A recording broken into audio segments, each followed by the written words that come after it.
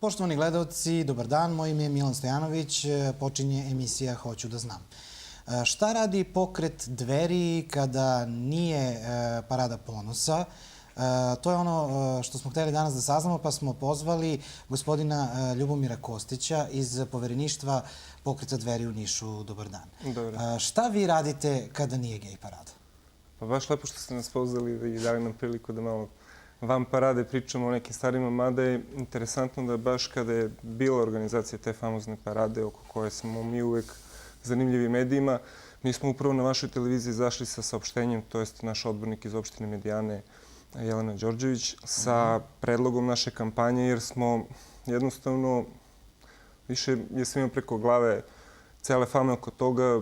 Matrica se odvija planirana, znači udžbenici seksualnog obrazovanja su u Vojvodini već u opticaju.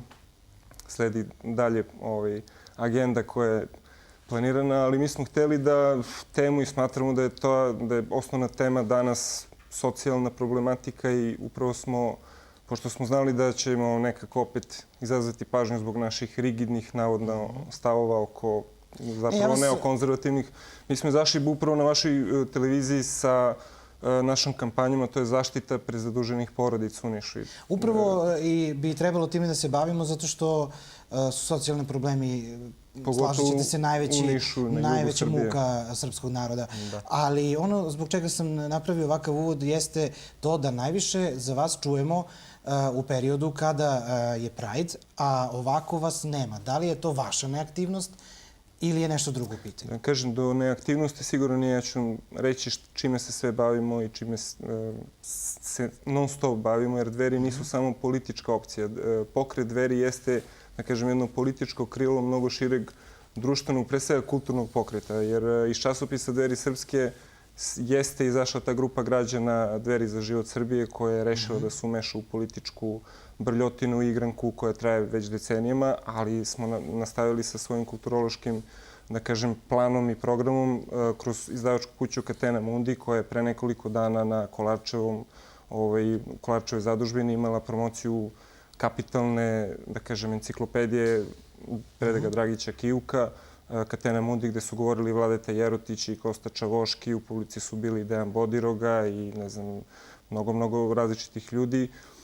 Tako da, evo, ide samim knjiga, mi ćemo također tu izaći sa našim izdanjima. Dakle, vi kažete da vas generalno ne treba vezivati samo za priče o... Znate šta, mi smo navikli već na taj mainstream medijski neki kalup u koji uporno pokušavaju da nas gurnu, ali mi radimo svoj posao, trudimo se koliko smo u mogućnosti, što kaže onaj čovjek. Trudimo se u skladu sa našim kapacitetima. Mi smo jedini izašli, svi pričaju sa tim politički korektnim EU terminima o transparentnosti i o tome. Mi smo jedini izašli sa jasnim troškovnikom koliko su Dveri potrošili u prošloj kampanji, 2000 evra. Ljudi su se smejali, nisu verovali. Bez jednog bilborda, bez plaćenih gostovanja, bez, ne znam, gumile plakata. Hoću da vam kažem, znači, trudimo se da pokazujemo da sami smo finansirali kampanju. Znači, nas nekoliko sami finansiramo troškove održavanja kancelarije i nekih akcija.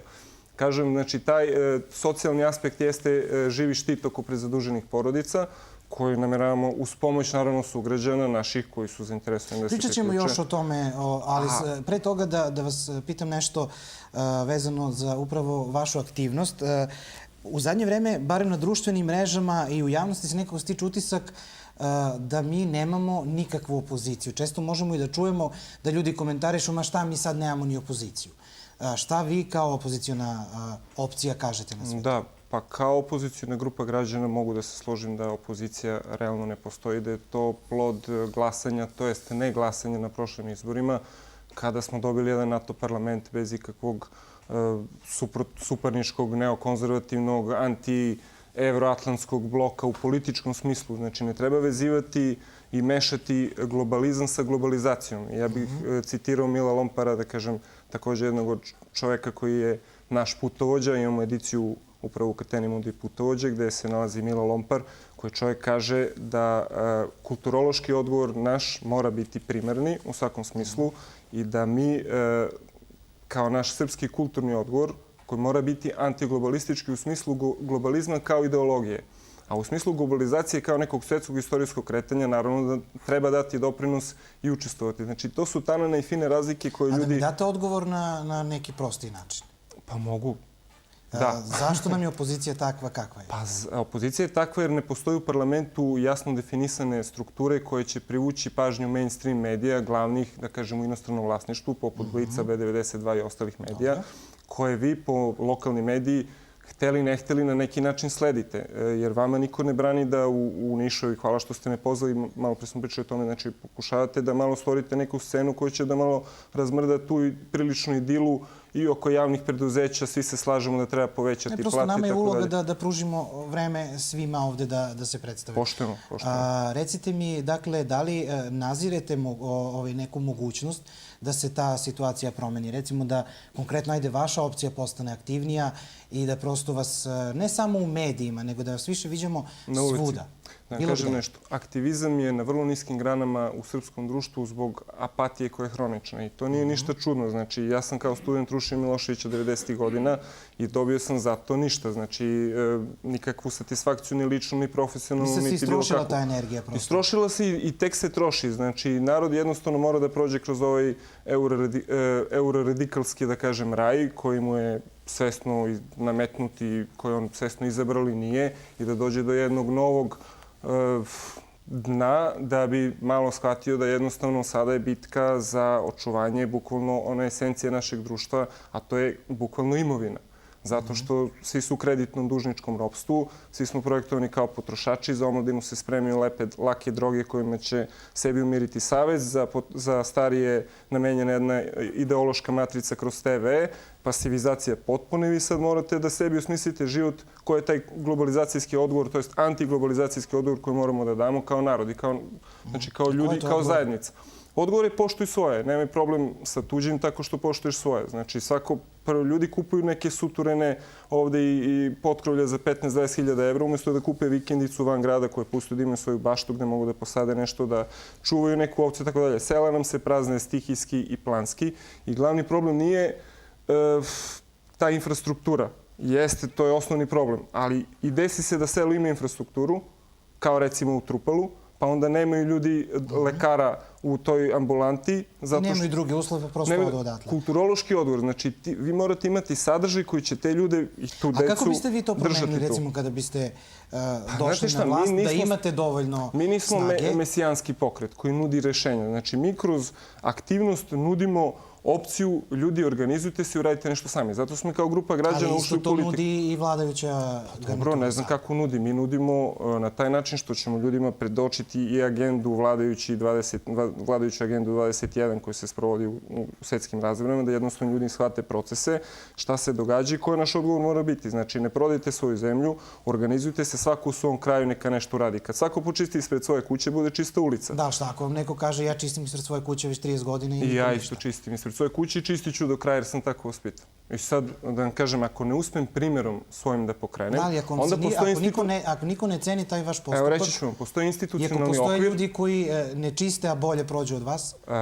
To rešava institucionalni okvir. Znači, u državi Srbiji, koja je sve više Srbijica bez one državnosti, znači, institucije bi trebale da regulišu te neke odnose. Pa će neko da plati, ne pojavi se parking servis, iscrta vam, razumete, svuda po gradu u parking mesta i onda da jedu ta sredstva na funkcionisanje same te, da kažem, javne ispostave i na njihove plate. Znači, mora da postoji javni, da kažem, interes za određene stvari u ovom gradu, pre svega na lokalu, zatim i u državi, koji će se kroz institucije rešavati. A ne da te institucije budu partijske prćije.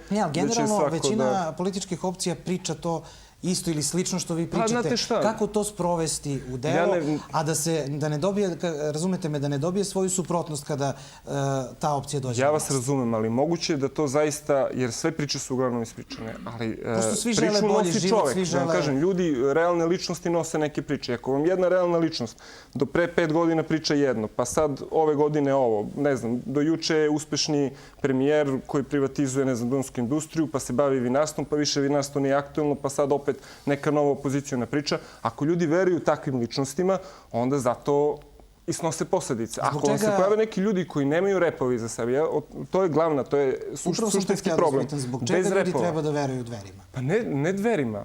Znači, Dveri su samo sud onih. Mi živimo ovde. Da vam kažem, mi smo grupa građana, ljudi koji su se oko časopisa udružili, znaju se već 10-15 godina, manje, više, nije bitno.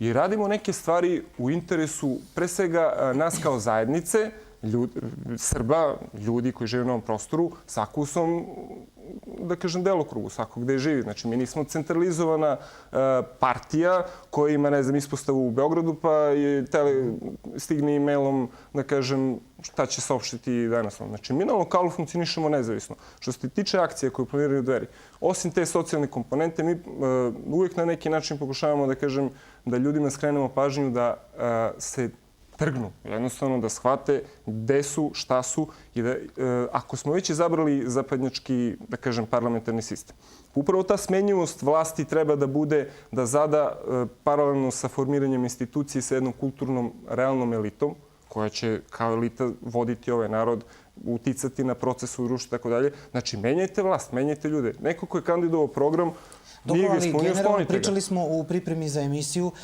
i te ljude, prvo mora da postoji kritična masa, drugo i te ljude treba neko da organizuje. Meni se čini da ste vi, uslovno rečeno, pasivni, zato što niste reagovali na mnoge stvari, a pričate sad ovde o mnogim stvarima koje su loše. A kada su se dešavale, ja se ne sećam da ste nekako reagovali. Pa, znate što, za neke ste sigurno u pravu, a za neki niste iz prostog razloga. Ne samo vi, nego generalno opozicija. Znate šta, mi smo, što se kaže, politički polutani. Mi nismo profesionalni političari. Mi smo grupa građana koju tera jedino neka lična odgovornost, jedan generacijski odgovor da na nešto probaju da utiču. Bez finansije, bez soroševske strukture koje je izazvala i otpor i sve ostale promene petooktobarske i posle petooktobarske, jednostavno smo mi ušli kao narod u matricu ne vezano za demokratske promene, već i ranije, još u socijalističkom periodu. Uvijek neko ima nešto ko će da odradi, znači ti ćeš samo eventualno da se priključiš. Taj preduzetnički srpski duh koji je izgubljen, znači mali Grk od malena uz dedu ide pa, ne znam, nosi gajbice, pa deda mu kaže idi čupni ono grožđe tamo u korpici, razumijete, ispred Drakstora. Znači mi smo to izgubili u vaspitanju. Znači, sada je vreme za neki novi početak i to je bukvalno ona trojka u zadnjoj sekundi. Mi nemamo druge opcije. Izgleda da smo kao narod navikli na takve rešenja. Znači sada treba nam Đorđević koji će da šutne tu trojku u zadnjoj sekundi, a mi smo tu kao tim da mu pomognemo. Znači ne kažemo da mi imamo rešenja, mi imamo, ne znam, ekonomske stručnjake koji će da pokrenu. Naravno, Dveri imaju svoju ekonomsku platformu koja se vezuje za razvoj privatnog, da kažem, porodičnog preduzetništva uz jake, da kažem, državne subvencije.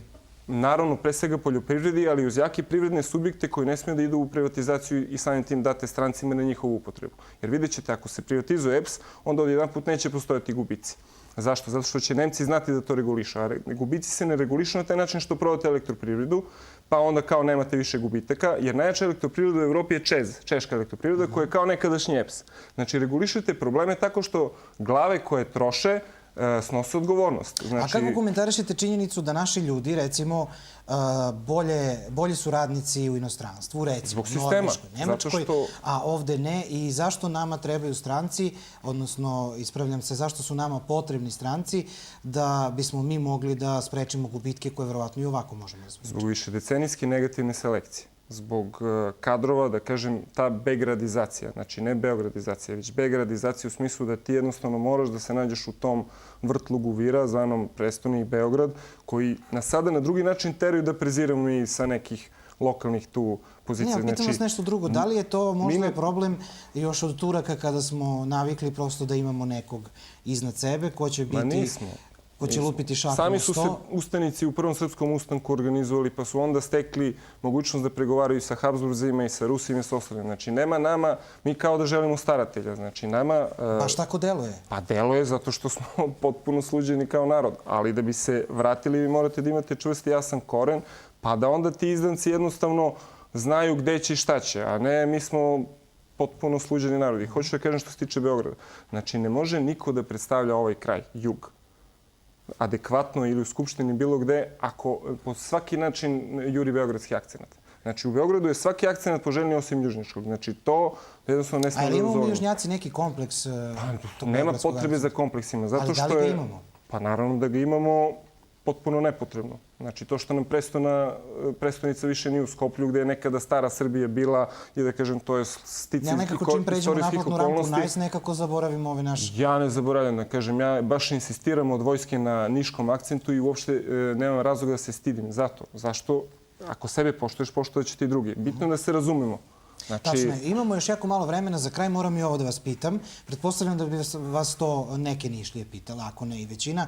Za vas, za Dveri se nekako uvek, barem poslednjih godina, vezivala nekakva vrsta javnog ispoljavanja agresije. Šta kažete na to?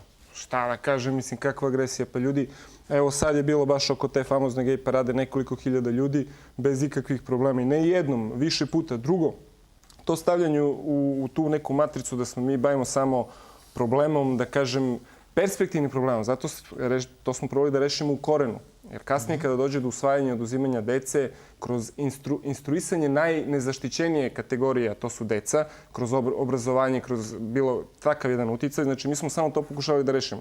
Niko nema problem... O čemu pričate? Kako usvajanje? O gej paradi. Pa o usvajanju, da vam kažem, pogledajte udžbenike u zapadnoj Evropi. Niko o tome nije govorio kod nas. O tome je problem što se ne govori. Mi smo uticali i utičemo, pokušavamo na neki način utičemo na to da se shvati da je to sledeći korak i da je to ono što je opasno. Nije problem privatnost, ako je ono u nekoj sferi normalnoj, ili rešavanje kroz građansko pravo nekih...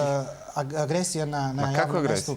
Pa kad smo mi spojili agresiju? To je ono, ja vam kažem, to je ono što se vezuje za vaše... Pa dobro, ne znam ko vezuje. Svesni ste toga. Pa to je bilo možda priča kad smo se prvi put pojavili u politici, pa je nekom smetalo, pa su probali nešto da nas karakterišu. Znači vi kažete, odgovarate da je to nekakva vrsta instrukcije sa strane. To je glupost neopevana. Mislim, niko od nas, da kažem, kod nas su i ljudi profesori univerziteta i ne znam, najnormalniji ljudi koji, kažem, nama je kulturološka matrica problem broj 1. Znači, Dveri pokušavaju da utiču na formiranje nove srpske elite koja se neće stideti svog porekla, koja će poštovati to i gledati prave uzore. Naravno da ima mnogo stvari... Kakvu podršku imate prosto u javnosti? Popularnost trenutna? Pretpostavljam da se bavite time.